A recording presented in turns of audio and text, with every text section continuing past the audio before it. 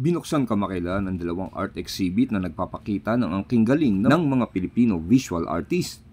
Una na dyan ang iconic group show sa UAS Gallery sa Solano Street sa lungsod ng Maynila, kung saan matutunghayan ang iba't ibang obra na likha ng mga alagad ng sining na may kanya-kanyang husay sa pagpipinta. Ayon kay Ann Gatdula, isa sa mga participating artist, ang kanyang talento at kakayahan sa sining ay kanyang ginagamit upang isulong ang tamang kamalayan kaugnay sa autism.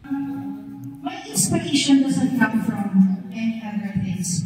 It doesn't come from nature, it doesn't come from any guidance or any networks. It comes from that's why my works are about autism. It is my advocacy to promote autism awareness, love, hope, and acceptance. Ngayon, tatanungin mo, bakit daga? Daga to represent a child.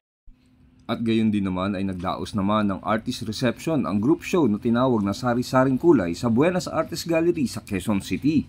Ang nasabing exhibition naman ay nagtatampok ng mga likhang sining ng mga naging estudyante ni Master Fernando Sena.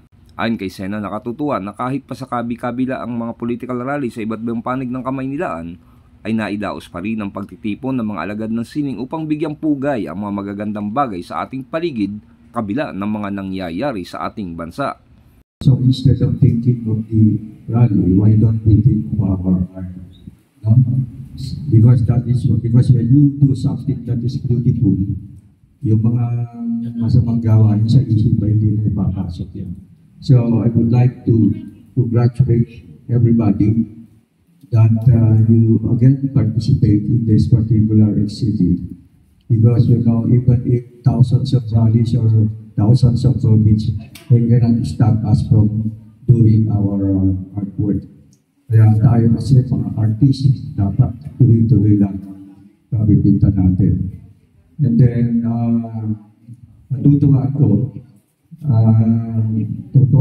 kasi ang gaganda ng mga trabaho niyo. We've been exhibiting here for almost many times, and I've been observing your paintings, and then there is a great improvement based on your performance as an artist.